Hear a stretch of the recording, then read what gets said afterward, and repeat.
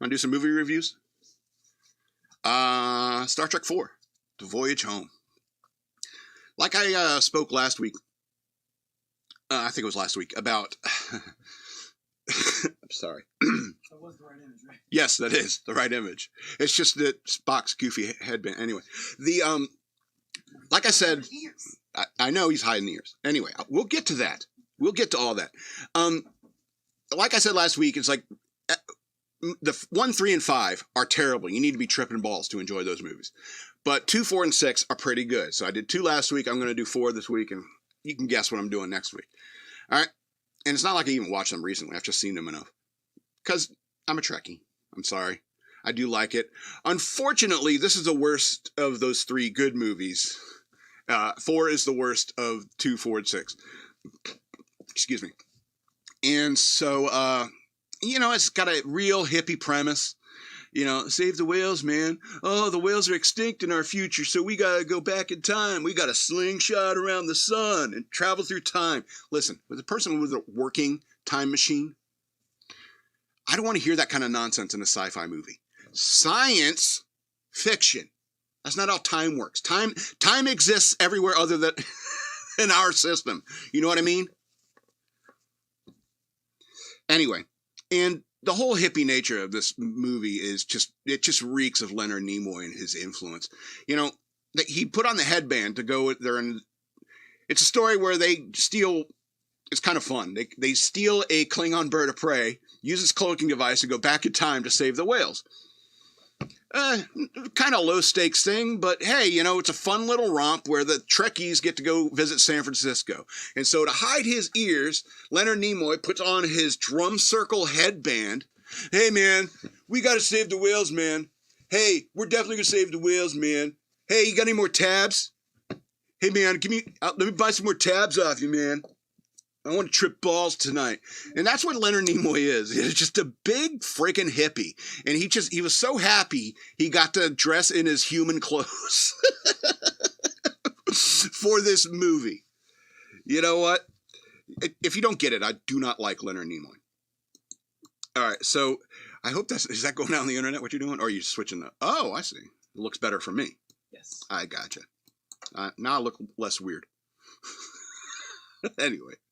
It was definitely messy. No, you're like, now you want to argue about the lighting? Oh, okay.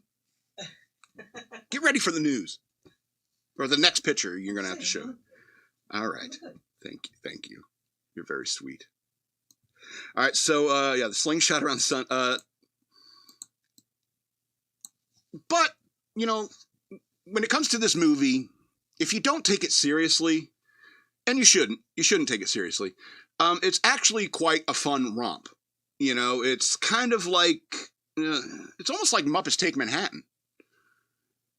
In many ways. In fact, now I think about it, it's a lot like the Muppets Take Manhattan. It's just with a sci-fi overhaul and no songs. No songs. I think I might have to include that in the star rating. If there was a song, like Spock starts something, with his drum circle, Together again, Captain. Gee, it's great to be together again, Captain. No feeling feels like that. Feeling together again. And then Nichelle Nichols, she comes out, and she can sing. She can actually sing. She together again. Ain't it great to be together again? And you got Chekhov going in. It's 'cause no feeling feels like that feeling. I would have given it 2 more stars if it was Muppets Takes Manhattan, Star Trek crossover. After all, like they did the pigs in space. They could do it. Anyway, what I'm saying is that at those 2 movies, Star Trek 4, The Voyage Home, and The Muppets Take Manhattan have the same emotional depth. You know what I mean? They're on the same level in terms of star rating, and they're on the same level in terms of depth. Or shallowness, I should say. But I would have liked to have seen them sing. All right? But I mean, like Trekkies Take San Francisco, No, that doesn't roll off the tongue. Trekkies take, what do they call it? The city. Trekkies take San Fran. Ooh, they'll never get views. Frisco, something in Frisco. No, they'll hate that too. They're so sensitive about San Francisco, and it's a shithole. All right. Anyway, 8 of 13 stars for both Muppets Take Manhattan and Star Trek IV: The Voyage Home, 1986 movie. It's actually a fun little sci-fi comedy. Yep, Star Trek IV, not Muppets Take Manhattan. I don't know. It could be a sci-fi comedy if Muppets were like actually living creatures, because everyone reacts to the Muppets like they're living, breathing creatures. And like there was like a time where they had to like start including these living puppets in society. And maybe that's what this movie is. It's like nobody wants to see your weird, whatever weird creatures you are. You know, it's like if Fraggles were real. You know, people would freak out. Anyway.